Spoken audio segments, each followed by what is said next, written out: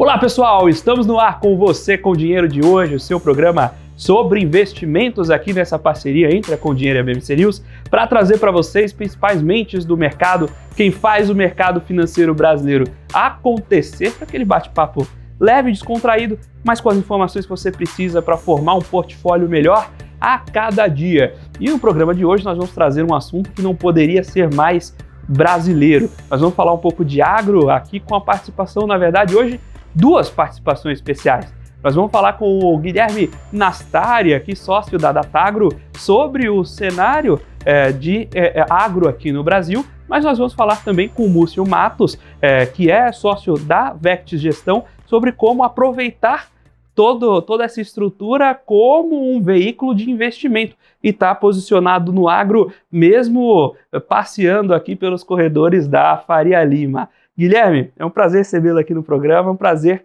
tê-los aqui no Você com Dinheiro de hoje. Felipe, obrigado, é um prazer. Estou bem ansioso aqui para dividir um pouco dos mercados que a gente cobre lá na Datagro. Maravilha, então eu tenho que começar com aquela pergunta que não tem como não fazer. O que é a perspectiva para agro no Brasil em 2024? Olha, para algumas commodities, Felipe, é um ano de recuperação, né? A gente está vivendo uma pressão nos grãos importantes, né? Soja e milho numa ressaca. Em contrapartida, para açúcar, o mercado está super forte. É o quinto ano de preços remuneradores no mercado de açúcar, fazendo com que você tenha uma visão de euforia. Então, você tem algumas culturas que estão mais pressionadas e outras que estão menos, mas esse é o dia a dia do agro, né? No agro tão grande e tão diferente que tem aqui no Brasil. Perguntando para quem olha esses dados do agro como poucos no mercado, dá para esperar um crescimento no PIB do agro ainda neste ano? Eu acho que a gente tem que ficar, na perspectiva do PIB, tem que ficar muito atento ao que está acontecendo no mundo dos grãos, né? Porque a relevância do mercado de grãos no Brasil é muito grande. Então, dos 850 milhões de hectares, nós temos mais ou menos 320 milhões agricultáveis e tem mais ou menos uns 90 que são utilizados em crop. A diferença disso é pecuária de corte, né? E outras atividades. Então, como a gente tem uma participação muito grande no mercado de grãos, nesse levantamento de PIB, eu acho que tem que ficar atento. Mas o Brasil, pegando o gancho, eu acho que ele está no melhor momento de reconhecimento internacional e interno também aqui no Brasil, onde a sociedade brasileira hoje já reconhece a potência que o agro e não só aqui, mas em outras regiões também, né? E você trouxe bem a palavra potência e o reconhecimento. O Brasil é um grande exportador de agricultáveis, mas muitas vezes vem aquela questão de, poxa, quanto a gente deveria ou processa desse produto antes de levar a outros mercados, né? E nessa história de amadurecimento do setor, eu queria trazer justamente, você está comentando sobre grãos, como é que tem se desenvolvido esse setor ao longo do tempo em termos de complexidade, tanto na produção quanto na diversificação dos produtos agro no Brasil? Não, essa pergunta eu acho que ela é muito importante. A gente conversa pouco aqui no Brasil, mas até a década de 70, o Brasil era net importer de comida. A gente importava comida até a década de 70. E a gente passou a ser um grande player de exportação, uma região produtora, relativamente nova na nossa história, né? Então é um momento especial onde o Brasil passa a utilizar 3 ativos que o Brasil tem que são muito importantes. O primeiro é sol, então o sol eu acho que é muito relevante. O segundo é água, até mais do que terra, porque tem muita região que tem sol e terra, mas não tem água. E o terceiro é cliente, né? O Brasil tem uma população grande que consome bastante os seus produtos aqui. E isso aconteceu através de uma fase de desregulamentação da indústria, quando a gente passou a ter uma liberdade e com menos interferência do que a gente tinha anteriormente, e a gente passou a ter uma liberdade para acessar esses recursos de forma mais eficiente, né? Então, Nesse processo, o Brasil busca a eficiência e vai atrás de atividades mais competitivas, a adoção de tecnologia e diversificação, que é um dos pontos que você levantou. Eu acho que a diversificação não é uma coisa que está acontecendo somente no setor de grãos, mas vamos puxar pelo grãos, que é onde você começou. O processo de diversificação é muito grande no mercado de grãos nesse momento, que é o processo de produzir energia também de uma matéria-prima que antes era só alimento, ou humano ou de animal.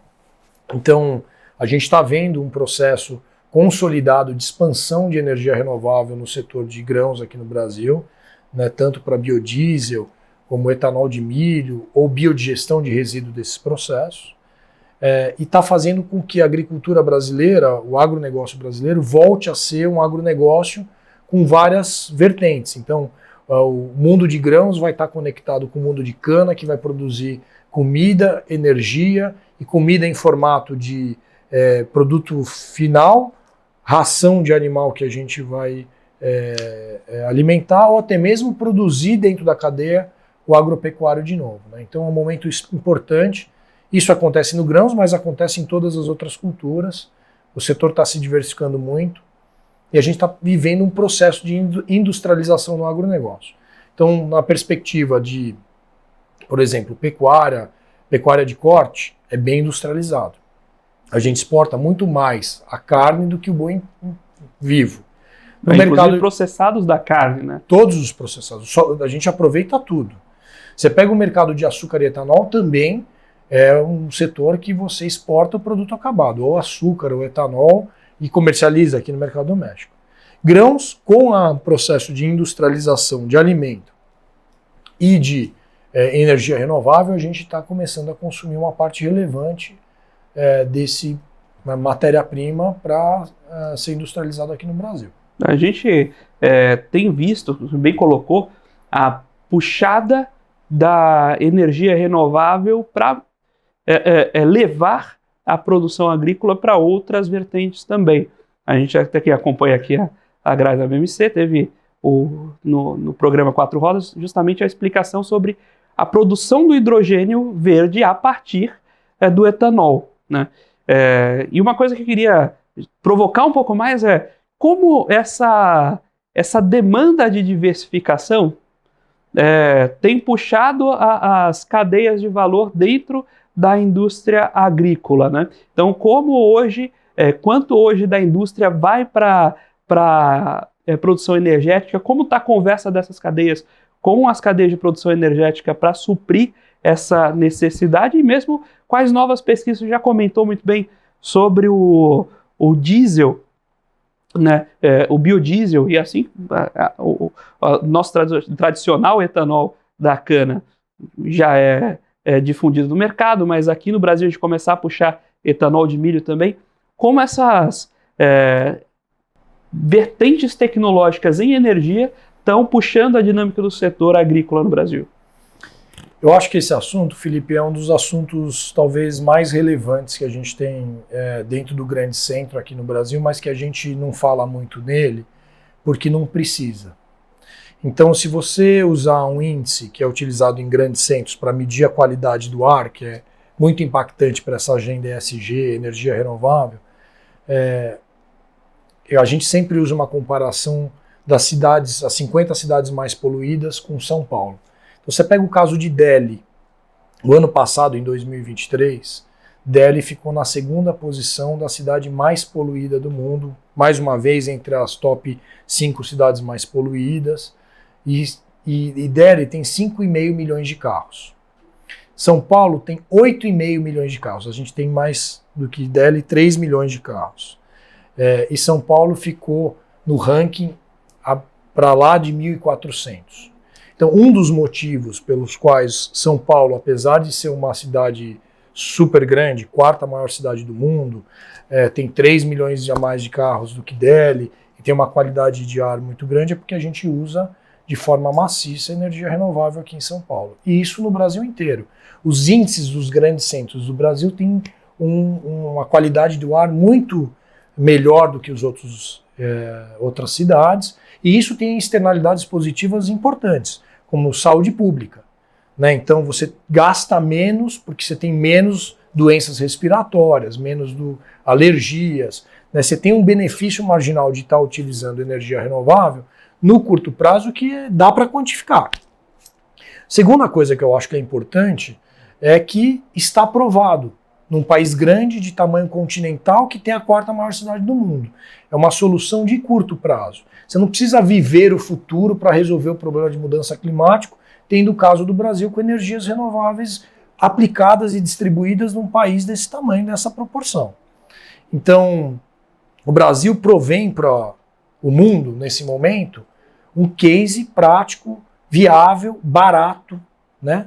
E o futuro, que você foi para a discussão do hidrogênio, o futuro é a eletrificação, na nossa opinião, na Datagro, eletrificação através de célula combustível. Então, no futuro, você vai alimentar o seu carro com combustível líquido, você vai fazer a reforma embarcada, já existe esse carro desde 2016, o governador, em 2023, anunciou o primeiro carro Ethanol to Hydrogen, ele dirigiu aqui em São Paulo, mais uma vez fortalecendo essa visão de que a Datagro corrobora.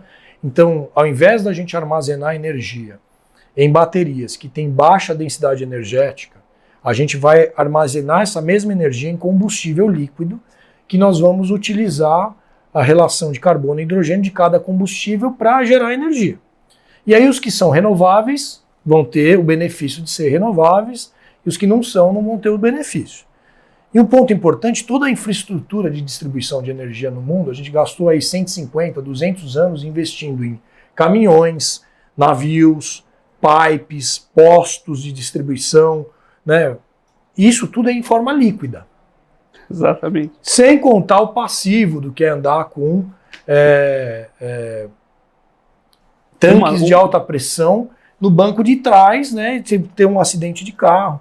Então, o que eu acho que o Brasil tem, ele está num momento muito especial de reconhecimento, que é um case para o mundo inteiro da viabilidade, da modernidade, da tese comprovada. E eu acho que agora, né, e é muito pessoal que eu vou te dizer, Felipe, a gente está num momento especial de reconhecimento aqui na nossa sociedade. Então, eu era jacu antigamente, né? Quando eu chegava no churrasco dos meus amigos, eu sou de São Paulo, mas a minha família, eu sou terceira geração de produtor. Eu era o jacu que morava em São Paulo, né? E hoje não, tá moderno, tá para frente, as pessoas reconhecem que é um setor de pujança, que segura o Brasil nas horas difíceis. E tem um potencial muito grande ainda de se desenvolver no mercado financeiro, né? É isso, comentou sobre carregar o combustível líquido. Mesmo o processo de hidrogênio, você comentou bem. Primeiro, tem os níveis de ineficiência, né? O motor a combustão, geralmente, ele tende a ser mais ineficiente, por isso usar o motor elétrico como intermediário. Mas a bateria do motor elétrico, como é feito hoje, armazena pouquíssima bateria por peso carregado. Isso é um problema, especialmente para caminhões. A gente tem um transporte muito orientado a caminhões aqui no Brasil ainda. E aí viria a solução de você carregar esses cilindros de hidrogênio, que também são cilindros de alta pressão, tem uma série de problemas. A gente poderia ter o motor elétrico alimentado direto a etanol e cortar uma série desses caminhos, né? Isso é super interessante e abre uma visão sobre como a gente pode puxar a vanguarda dessa indústria interessantíssima. E já falando de competitividade Brasil, já pensando em como aproveitar essa boa visão, como está hoje a competitividade Brasil em relação a outros países do mundo nessa produção agrícola? Aí a gente pode falar um pouco de grãos, pode falar um pouco de outras commodities. E onde são os pontos, para a gente não falar que só está falando de coisa boa, onde são os pontos de gargalo, né?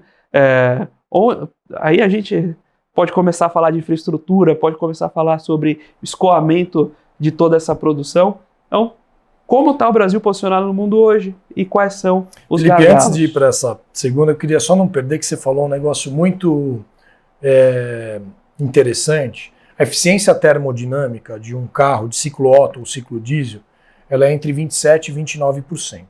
É por isso que você precisa de um tanque de guerra de 1.000 quilos para carregar 100 quilos. Né? Não tem uma eficiência nenhuma. Por quê?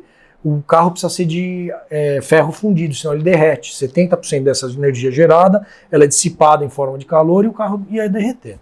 A eficiência termodinâmica de um carro elétrico é acima de 95%. Então é muito mais eficiente a utilização da energia gerada no carro elétrico. E aí, no futuro, na célula combustível, usando hidrogênio, né, reformado dentro do carro, o que vai importar é quantos átomos de carbono você tem quantos átomos de hidrogênio você tem para cada carbono. No caso de etanol, são 3 átomos de hidrogênio para cada carbono, 3 para 1. No caso de biogás renovável, de resíduos agropecuários, são 4 átomos de hidrogênio para cada de carbono. O de gasolina é 1,62 em média.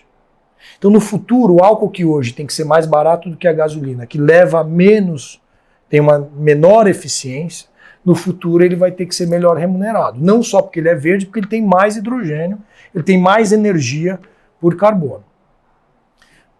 Então, para o assunto que você levantou sobre o Brasil, né, ser mais ou menos eficiente que outras regiões. Eu tive a oportunidade, trabalhando na Datagro, a Datagro tem clientes em 50 países, e eu tive a oportunidade de viajar a maioria deles, desde que eu entrei. Eu estou na Datagro há 18 anos. O ano passado eu viajei 14 países, dos 50 que são clientes nossos. Esse ano, inclusive, já fui para a Índia, estou num batidão aí, viajando bastante. A minha visão pessoal é de que o Brasil hoje é a região mais eficiente e produtiva. E um dos motivos não é porque a gente tem sol, água e cliente. É porque como a gente se desenvolveu mais tarde do que a maior parte das regiões tradicionais produtoras, como Estados Unidos, Austrália, Rússia, o que aconteceu nessas regiões? O desenvolvimento antecipado, começou antes, fez com que os módulos operacionais fossem dividindo ao longo do tempo. Então você vai nos Estados Unidos, as fazendas são muito menores do que as nossas. E por mais que tenha uma tecnologia de ponta igual a nossa, a eficiência operacional fica muito prejudicada porque não tem os tamanhos dos nossos módulos aqui no Brasil.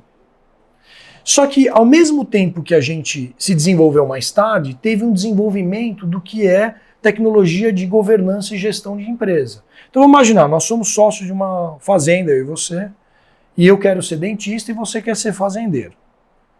Aí, por qualquer motivo na reorganização societária, eu decido que eu não quero mais ter a minha participação. Ao invés de eu vender a minha parte da minha fazenda para um terceiro, eu vendo as minhas ações para a minha família.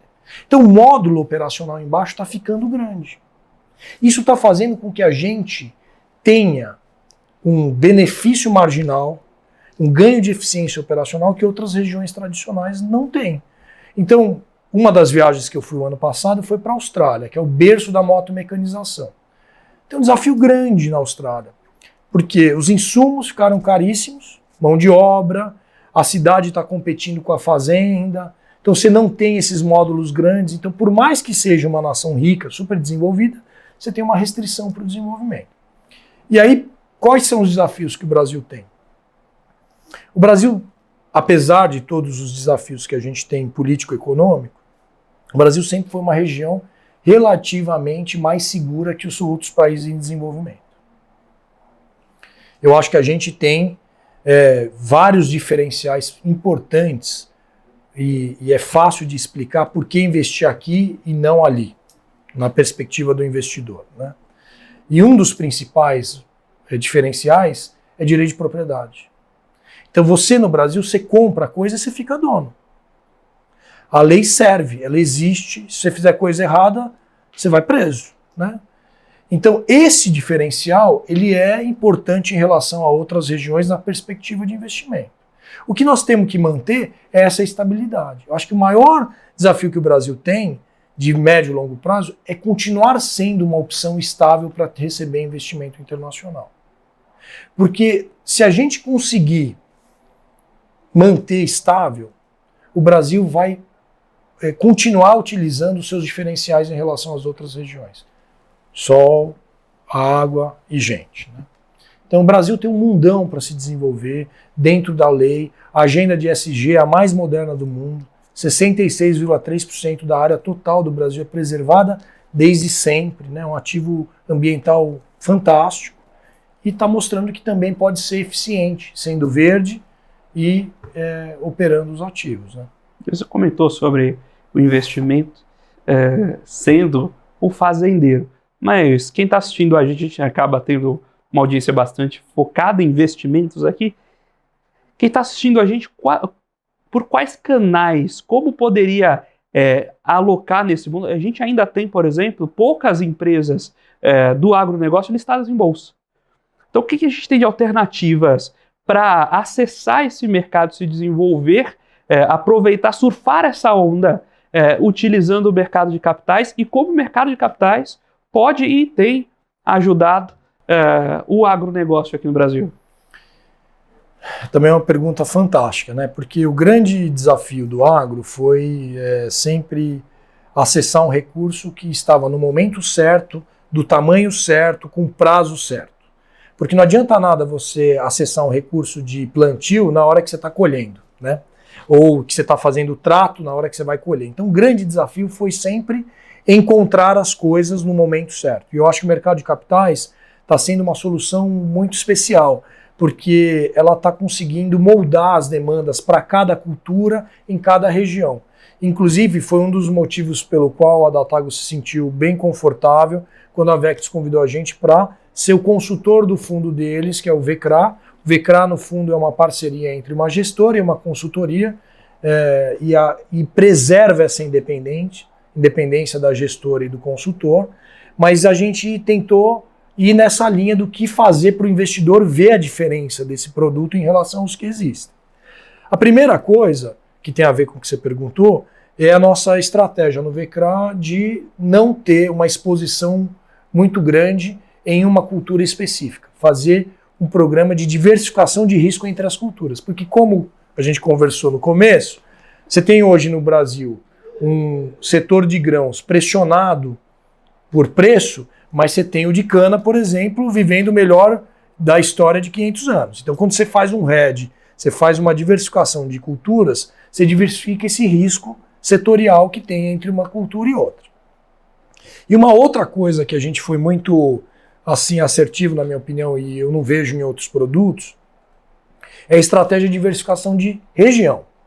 Porque as regiões no Brasil, como o Brasil é um país muito grande, e ele é um país que está em vários paralelos, faz com que você tenha safras em momentos diferentes. Então, quando você faz diversificação de região, você está mitigando o risco de chuva. Quando está seco aqui, no Nordeste está chovendo. Quando está chovendo no Nordeste, está seco aqui. Então, você tem um hedge de água, porque a água é uma coisa importante na vida do agro. Você tem um hedge de infraestrutura, região que tem mais ou menos infraestrutura para exportar ou para mercado interno. Você faz um hedge de mão de obra, você faz um hedge de financial, que é a receita, né? Se eu tenho uma safra que começa no Centro-Sul no momento e termina no outro, você está o ano inteiro gerando receita. Então, essas foram as estratégias que a gente tentou dentro do VCRA mitigar e trazer um produto mais assertivo para o agro. O mercado de capitais está no comecinho, na minha opinião, Felipe, dentro do agro. Pega o mercado de CRI. O mercado de CRI, por ter se desenvolvido antes, ele atingiu tamanhos importantes aqui no mercado de capitais brasileiro. Só que o agro vai ainda se desenvolver muito. Então a gente tem a luz do que foi o mercado de real estate aqui no Brasil e o que pode ser o mercado de agro. E aí eu, investidor, tenho vários mecanismos de investimento hoje que não tinham há 5, 7 anos atrás. Os FIAGROS trouxeram uma forma mais organizada, com vários benefícios fiscais. Mas a gente pode fazer CRAs, LCAs e outras operações que estão disponíveis por aí, né? Você comentou um pouquinho dessa abertura, essas possibilidades diferentes via VCRA, né? E aí, só para abrir um pouquinho, a gente vai ter a participação do Múcio aqui daqui a pouco também, mas Então, esse modelo é focado na cessão de dívida, é focado nos CRAs, e aí você consegue diversificar a partir de quem está tomando esse crédito. Sim, o Múcio é um faixa preta, não vou correr o risco A gente vai conversar com ele, já falar aperta, a parte dele. Fique tranquilo que a gente aperta ele quando vier aqui também. E ele segura a carga, pode ir bruto. É o seguinte, o VCRA é um fundo de corporate debt que empresta dinheiro para empresas no agronegócio. É essa a tese. Com duas restrições muito claras. Não pode ter uma concentração grande em um crop, em um segmento, então tem uma política de diversificação setorial e uma política de diversificação de culturas. Então, qualquer empresa, na teoria, pode acessar o VCRA. Claro, respeitando essas duas premissas e a avaliação técnica financeira que é feita pelos times da Vectis do lado financeiro e da Datagro do lado operacional. Fechado.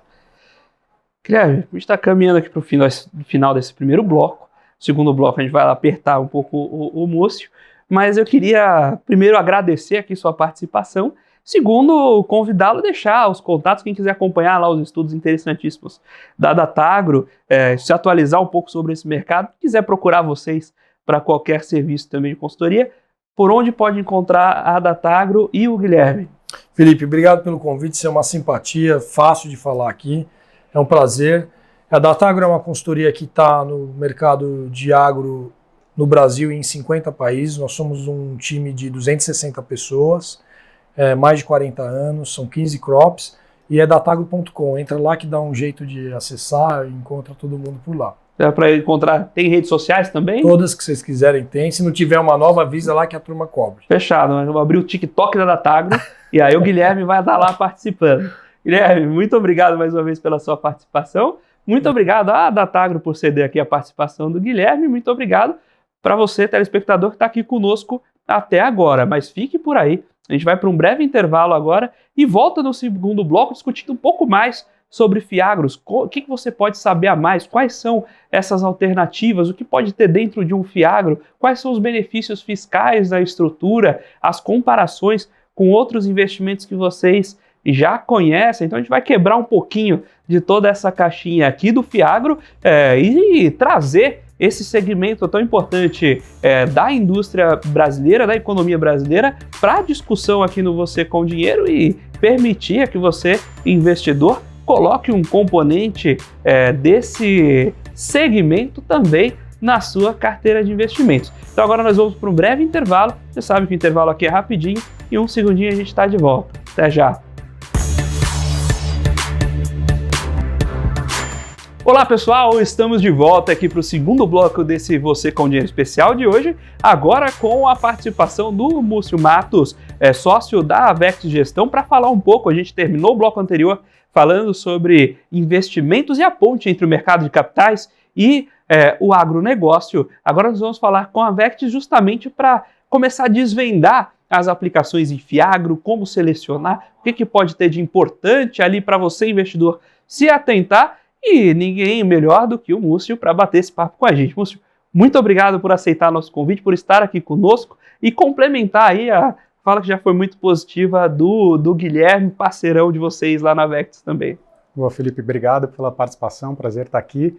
Vamos ver se a gente consegue manter o ritmo depois desse super bate-papo aí com o Gui, né? Não, maravilha, para quem não sabe, o Múcio ficou aqui nos bastidores acompanhando o papo, então ele já veio treinado, né? Então ele já pôde aprender um pouco com o Guilherme antes de bater esse papo conosco, mas eu queria também abrir do começo, já que a gente fechou, né, o bloco anterior falando sobre as alternativas de investimento para o investidor no agro, queria que você aproveitasse para contar um pouquinho para quem está chegando agora no segmento, quais são as vantagens de investir via Fiagro e eventualmente a comparação com outros tipos de produto do mercado.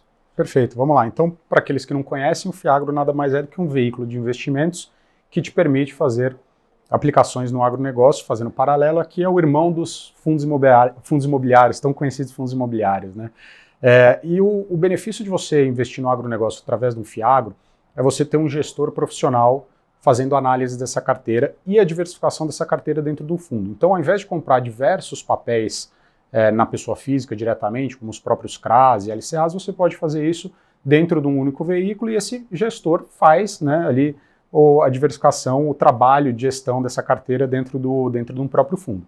E no agronegócio principalmente, acho que o Gui já tocou um pouco nesse assunto, a diversificação é extremamente importante, porque você consegue assim mitigar os riscos que são inerentes ao setor, né? Então, como clima, preço de commodities, etc. Então, quando você está exposto a diversos desses segmentos, dentro da sua carteira, você consegue ter uma mitigação de risco. Então, por isso é tão interessante investir através dos FIAGROS nesse setor. Agora, teve uma coisa nos fundos imobiliários que ajudou muito a popularização. Duas falam que ter a regularidade dos dividendos ajudou demais, porque o pessoal gosta de comprar essa renda e ver o dinheiro pingando todo mês na conta, mas teve uma vantagem estrutural na tributação, que foi a isenção dos fluxos de rendimentos, né? O pessoal chama assim, coloquialmente de dividendos, mas seriam os rendimentos nos fundos imobiliários. O FIAGRO traz essas vantagens tributárias também? Perfeito. Essa é uma excelente pergunta. Quer dizer, os FIAGROS eles trazem também a possibilidade de isenção de dividendos, né, de rendimentos para as pessoas físicas, desde que cumprido determinados critérios, né? Então, antigamente você precisava ter no mínimo 50 cotistas, hoje você precisa ter no mínimo 100 cotistas dentro do fundo, e esse fundo precisa ser listado na bolsa. Diferentemente, porém, dos fundos imobiliários, os FIAGROS eles não têm dentro da regulamentação dele o critério de que você precisa distribuir 95% dos rendimentos dentro do ano fiscal. Porém, a maior parte dos gestores terminam seguindo essa prática de mercado até para atrair os investimentos das pessoas físicas. Talvez um diferencial dos FIAGROS é que alguns FIAGROS eles podem ter uma periodicidade de dividendo um pouco diferente, porque nas operações do agro não é natural que você cobre juros mensais. No nosso fundo, a gente conseguiu ter a maior parte disso nas nossas operações. Mas é muito comum que se pague dentro das operações do agronegócio juros trimestrais ou semestrais, né, que eles acompanham ali o fluxo de caixa dos produtores, das empresas do agronegócio. Então, pode ser que seja uma distribuição de dividendo que ela seja um pouco mais errática, mas ainda assim ela traz essa vantagem, né, da distribuição recorrente, que eu acho que é isso que os investidores buscam, e também com a isenção do imposto de renda para as pessoas físicas. Agora você comentou sobre o casamento dos prazos, né, nesse fluxo de caixa. Você tem essa já visão mais próxima do mercado de capitais, vou tomar aqui a liberdade de fazer algumas perguntas um pouco mais específicas. Porque uma dor que a gente encontra, por exemplo, nessa ponte de mercado de capitais e agro, o mercado de futuros é muito desenvolvido globalmente, mas aqui no Brasil, por exemplo, você tem uma dificuldade de proteção de hedge pela restrição de diversidade de ativos objeto, né? Você tem boi gordo, você tem milho, mas para fazer via B3, tem uma restrição ali. E uma coisa que eu fico pensando como dor também para o agricultor que busca o mercado de capitais para financiamento é casamento de indexador, né? Geralmente as emissões de vocês são feitas, vocês compram emissões, estão mais vinculadas a IPCA mais pré, ADI. Como é essa relação e como vocês conversam, dialogam com esses setores produtivos para que a gente evite problemas que a gente vê inclusive nas companhias. Todo mundo se indexa em DI, sendo que a receita não é indexada a DI, aí quando o DI sobe, você fica desprotegido. Como é que essa conversa com o pessoal, como é que tem sido essa conversa mais recente com o pessoal do agro? Muito, muito interessante essa pergunta. Às vezes a gente quer oferecer para os produtores uma operação que seja indexada ao IPCA e não consegue, porque eles estão acostumados a tomar dinheiro no CDI no mercado de capitais, apesar de que isso muitas vezes não faz muito sentido para aquela operação dele, né? O produto dele, commodity, obviamente é dolarizado, então seria natural ele tomar uma parte do financiamento em dólar, isso eles já fazem através dos ACCs, pré-pagamentos de exportação. O restante ele deveria tomar, talvez, indexado IPCA, né? Mas muitas vezes isso não acontece, você tem de fato esse descasamento no fluxo de caixa da operação. O importante também, apesar de você ter esse descasamento na remuneração do indexador, é você conseguir casar o fluxo de pagamentos com o fluxo de geração de receita daquelas produtoras, daquelas empresas, né? Então acho que esse talvez seja o principal ponto. Esse descasamento da operação do indexador ele vai terminar tendo, na maior parte dos casos, mas você ter uma operação que ela seja moldada para que você repague ela no período de safra, né, no período que ele está colhendo, isso sim, de fato, é importante para uma mitigação de risco. E quando vocês têm essas... Ele, por exemplo, está acostumado ali com o DI. Para vocês, na ponta do passivo, é ótimo que o passivo geralmente prefere DI mesmo, então do lado da gestora, isso é uma maravilha. Agora, vocês conversam, como é o acesso de vocês ao parceiro, a quem está de fato tomando esse crédito? Quando você compra um papel, um CRA, por exemplo, você está, de certa forma, cedendo crédito. Vocês geralmente compram na emissão, né, mercado primário, compram no secundário e a partir dessa composição de compras de papéis, vocês acompanham esses emissores, vocês têm uma relação com os emissores propriamente para dialogar e ver, testar as capacidades de pagamento? Perfeito. Essa é uma questão imprescindível aqui para quem dá crédito para o agronegócio, né? Então a gente, no nosso caso, a gente fechou uma parceria com a DataAgro, que hoje é a maior consultora agrícola do país, exatamente para trazer esse know-how deles dentro de um fundo de investimento que está aqui na Faria Lima. O agronegócio não dá para fazer sentado da Faria Lima, você tem que estar a campo, você tem que entender a comunicação com esses produtores e você precisa saber gerenciar essas empresas, esses produtores, porque muitas vezes são empresas que ainda estão aquém a nível de governança do que é uma missão natural de mercado de capitais, então você precisa ir lá, a loco, entender se esse cara planta bem, se ele está com a cultura de fato bonita, né? Porque a gente aqui chega lá, vê a soja verde e pô, tá bonito, mas a gente não sabe se aquela soja de fato está bem plantada, se não está, principalmente em culturas mais perenes, né? Cana-de-açúcar, por exemplo, que você planta e aquela soqueira vai ficar ali por 5, 7, 8 anos, dependendo, né, do local, se é irrigado ou se não é.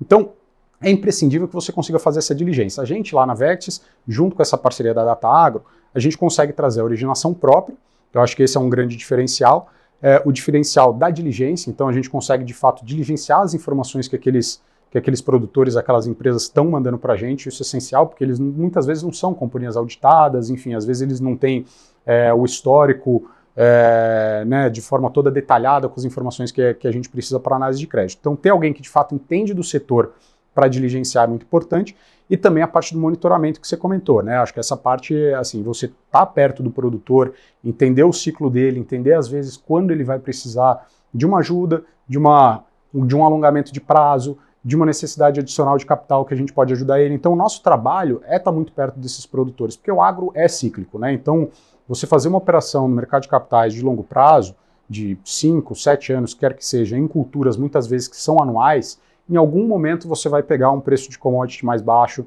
em algum momento você vai pegar um gargalo logístico que impacta na produção daquela empresa, daquele determinado produtor, e muitas vezes você proativamente, antes de dar um problema, tem que ir lá e resolver, né? Eventualmente achar uma solução, dar um prazo adicional, postergar alguma parcela, enfim. Então o agro ele é muito mais dinâmico muitas vezes que o mercado imobiliário, né? Então você precisa desse contato próximo com as empresas para eventualmente não ter esse tipo de problema aí ao longo do caminho. E hoje vocês conseguem ser competitivos, porque uma dor que a gente tinha, se a gente fala há 10 anos, é que você tinha um grande financiador do agro que tornava o mercado um tanto inóspito para outros players. Sejam outros players bancos, seja o próprio mercado de capitais. Hoje o mercado de capitais consegue já ser competitivo para partilhar de um pedaço importante desse financiamento para o agronegócio?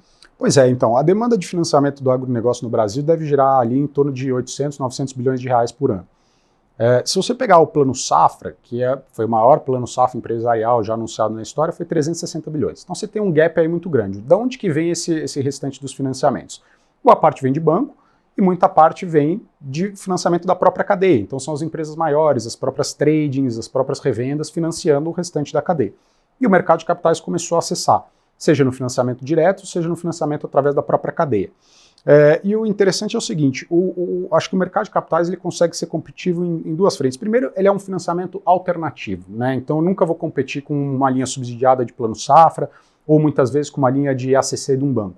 Mas eu consigo ser competitivo numa linha de capital de longo prazo que ele precisa, por exemplo, para fazer um investimento, adquirir uma nova terra, um maquinário até ele tem linhas de Finames, etc., mas eventualmente linhas de irrigação, aquisição de uma nova terra, enfim, então tem vários projetos que acho que o mercado de capitais ele consegue ser competitivo, principalmente numa questão de prazo e numa questão de flexibilidade, uma flexibilidade eventualmente de garantia, de fluxo de caixa, de quando ele vai repagar na safra, então você consegue customizar mais as linhas de financiamento. E outra coisa que a gente sempre fala é que o produtor, muitas vezes, ele não coloca na conta o quanto que custa para ele tomar uma linha de barter na revenda, que ele está negociando qual que é o termo de troca, muitas vezes pode ser pode ter desvantagem para ele, pode ser desvantajoso, e ao mesmo tempo, muitas vezes, qual que é o percentual de desconto que ele conseguiria se ele comprasse aquele determinado insumo à vista. Então, quando você termina colocando tudo isso na conta, eu acho que sim, o mercado de capitais consegue ser competitivo, e cada vez mais, à medida que, né, esse instrumento seja mais popularizado, que tenha mais capital disponível para o setor, e à medida que eu acho que as companhias também elas implementem cada vez mais governança dentro delas, elas vão conseguir um custo de capital cada vez mais barato, né? Quer dizer, o mercado financeiro, eu acho que está entendendo o agronegócio a ponto de cada vez mais ser competitivo no tipo de linha que a gente consegue dar, e também o mercado do agronegócio está cada vez mais entendendo o mercado financeiro e as lições de casa que eles precisam fazer para acessar esse capital. Então, em resumo, eu acho que sim, consegue ser competitivo, pensando numa linha de financiamento complementar as linhas tradicionais que ele já toma, como custeio, financiamento de máquina, etc., que são subsidiadas, e aí certamente o mercado financeiro não consegue ser competitivo. Aí é uma competição que, de fato, é muito dura. E mas, no próprio crescimento da indústria, como é que tem sido o crescimento desse mundo dos fiagros aí nos últimos anos? É um produto relativamente recente, ele tem conseguido se solidificar. Como tem sido esse crescimento de volume? Depois eu queria discutir um pouco sobre o passivo, mas antes, como está esse desenho inicial? Muito expressivo, né? Tivemos um crescimento aí, se você for pegar, o Fiagro tem 2 anos e meio, mais ou menos, né? Ele nasceu, vamos lá, da resolução 39 da CVM, que foi quem regulamentou, de fato, o instrumento dos Fiagros. Então, com 2 anos e meio, hoje a indústria tem aproximadamente 20 bilhões de reais de patrimônio, sendo dos quais 11 bilhões em fundos listados na B3 e mais de 500 mil cotistas.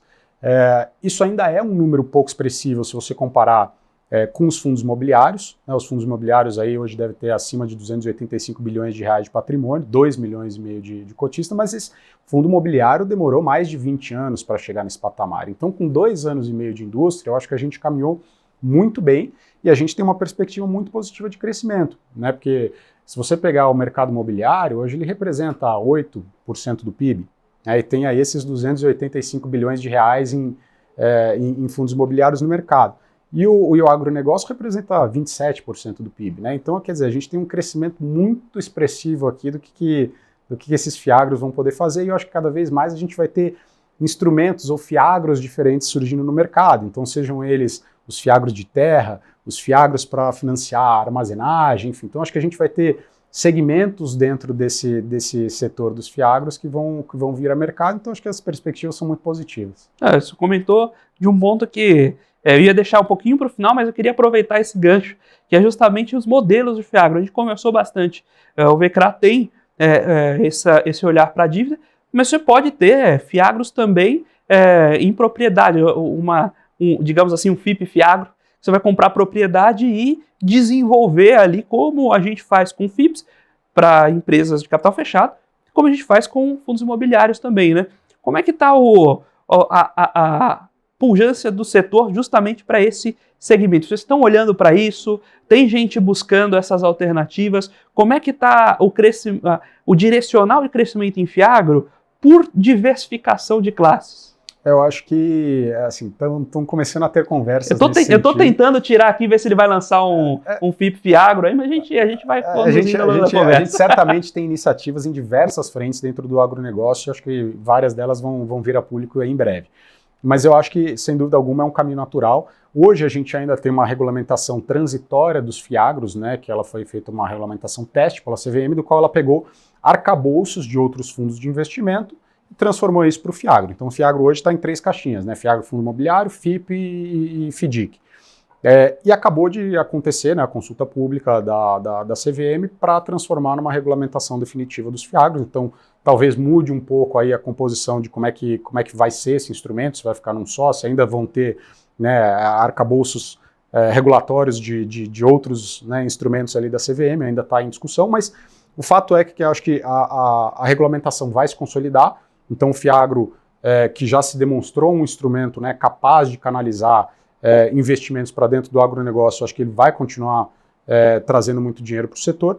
E é natural que também a gente tenha essas segmentações que você comentou. Então, acho que vão ter fundos de terra surgindo, vão ter fundos, sejam de terras né, já consolidadas e você tem ali um yield menor, mas você tem algo mais seguro, seja fundos que eventualmente vão desbravar, né, uma conversão de área de pastagem para uma área de cultura de grãos. Eu acho que vão ter aí mecanismos do mercado de carbono, que vai ser muito interessante, que é um mercado que está sendo desenvolvido também dentro dos próprios FIAGROS, né, como um instrumento de investimento. Então, tem várias caixinhas aí que eu acho que naturalmente o mercado vai se desenvolver e vai ocupar esse espaço. Maravilha, gente. Quando tiver o lançamento do FIP, também vem aqui, né, para a gente dar em primeira mão a notícia. E a CVM tem puxado a indústria para essa conversa? Como é que está sendo o desenvolvimento dessa nova regulação? Bom, a CVM tem, né, ela fez o chamamento público, né, a gente até como gestora, como VEX, participou junto com o Matos Filho e outras gestoras também nos comentários, né, na prestação de comentários dentro da sugestão que a CVM inicialmente passou ao mercado. Eu acho que a atualização para uma regulamentação definitiva, ela certamente é muito bem-vinda. Tem alguns ajustes ali que a gente propôs a se fazer na regulamentação, e aí esperamos que, obviamente, a CVM tenha um diálogo aberto com o mercado, como sempre teve, acho que trabalha muito em prol do mercado, para, de fato, transformar isso numa regulamentação que ela seja saudável ao desenvolvimento do setor. Então, tem alguns ajustes a serem feitos, né? Acho que a proposta inicial da CVM, ela trouxe alguma confusão, né? Porque à medida que você tem determinadas participações ali de investimentos dentro dos FIAGROS, ela usa instrumentos normativos já existentes, seja dos FDICs ou dos FIPs, etc., e isso causa uma interlocução, um interligamento de regras ali que talvez fique mais confuso do que inicialmente ela gostaria. Mas eu acho que é questão de esclarecimento e em breve teremos aí certamente notícias positivas de como vai ficar a regulamentação final. Bem, eu vou conversar um pouco de passivo. Geralmente, quem puxa o passivo do lado de vocês? Tem muita gente, tem muito cliente institucional trazendo esse ativo para a carteira, ou é equilibrado? Como é que tem sido o acesso aos investidores de varejo? Conta um pouquinho de como está a história do passivo nos FIAGROS. Bom, hoje majoritariamente os FIAGROS ainda têm um passivo de varejo, né? Então 95% dos FIAGROS está na mão das pessoas físicas. Eu acho que as pessoas físicas, é engraçado, porque elas já têm, né, um relacionamento próximo com o agronegócio. Até talvez eu brinco, né, a Globo fez um serviço, né, prestou um serviço para a população, né, o agro é pop e tal, e acho que, sem dúvida, isso traz, né, alguma similaridade que as pessoas investirem no agronegócio. A gente, obviamente, faz um papel aqui bastante proativo de tentar educar as pessoas também pelo agronegócio, pelos fatores até que a gente comentou um pouco nessa nossa conversa, que é talvez a ciclicalidade das operações, dos rendimentos. Então muitas vezes você tem que explicar por que isso é diferente dos fundos imobiliários e por que é tão interessante você fazer essa diversificação de carteira, né? O agro, ele traz exposições, né, a fatores de riscos que são muito distintos do mercado imobiliário. Então isso na carteira do investidor ela é muito positiva para diversificar risco, né? O agronegócio é muito pujante, ele é muito mais voltado ao mercado externo, né? Você tem momentos de recessão no Brasil, eventualmente que o câmbio se deprecia, isso é positivo para o agronegócio que é exportador. Então ele traz um contrapeso aí à economia doméstica, que é muito, muito interessante para a carteira da pessoa física. Então, acho que as pessoas físicas têm aderido bastante a esse produto.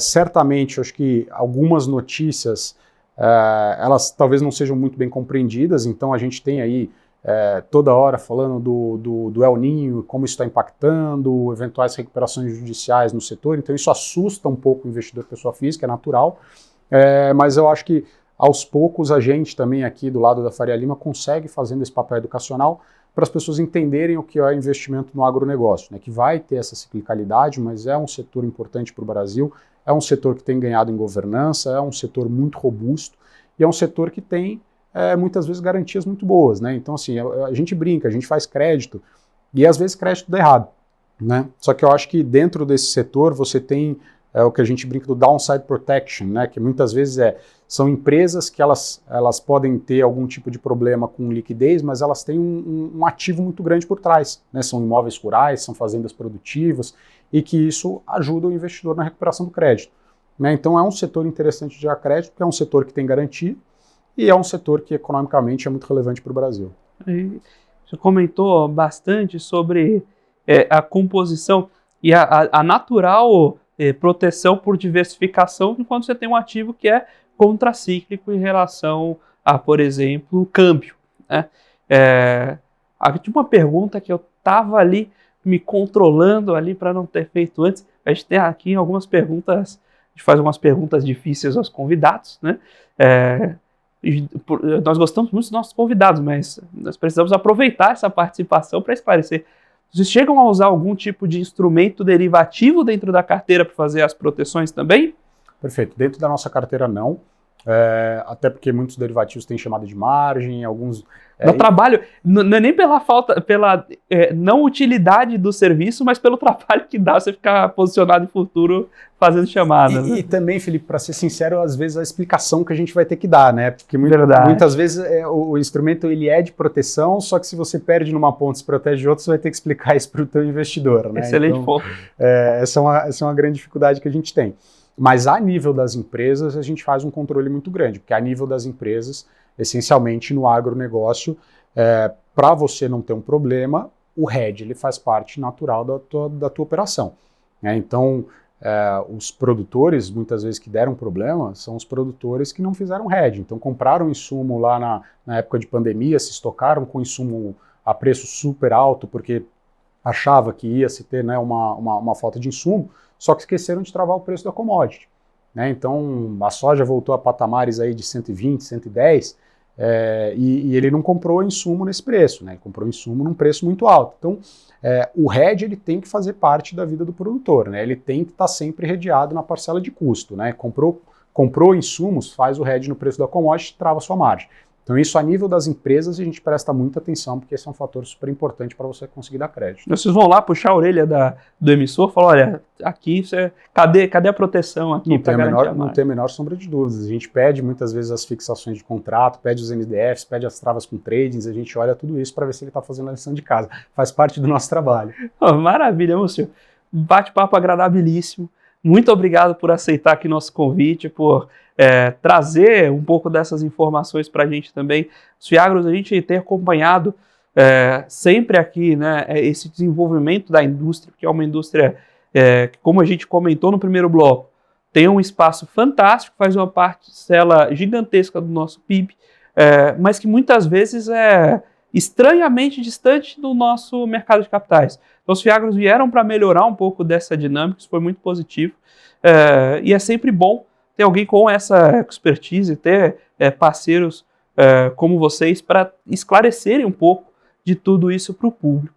Então, por favor, fique à vontade para deixar aí os contatos, tanto da gestora quanto os seus, passar um pouco, convidar para quem ainda não investe no VCRA e que quiser entrar, como é fundo listado em bolsa, até mais fácil de acessar, né?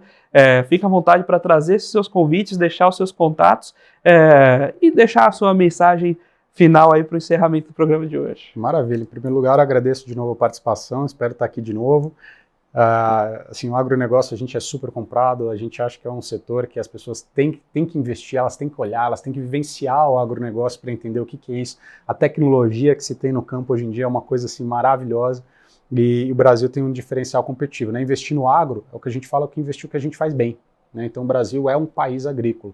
A gente tem que se aproveitar disso através dessas oportunidades que os Fiagros dão para a gente. Então fica o convite para todo mundo entrar no nosso site, vex.com.br, acessar nossas cartas mensais. A gente mensalmente publica a carta do fundo com uma seção super legal também sobre mercado. Então a gente dá um panorama sobre o mercado para aqueles que têm interesse. E aí também a gente também fica super ativo aí, super à disposição de todos os investidores que queiram entrar em contato com o nosso RI. Nossas redes sociais, temos todas, não o TikTok, mas o resto a gente tem, talvez a gente monte, né, depois dessa sugestão. Mas então estamos à disposição de todo mundo. Obrigado pelo convite de novo. Maravilha, Múcio. Muito obrigado mais uma vez pela sua participação. Muito obrigado à Avex Gestão por ceder aqui a participação do Múcio para esse bate-papo. E muito obrigado a você, telespectador aqui da BMC News, investidor e profissional de mercado, pela sua companhia, pela sua audiência.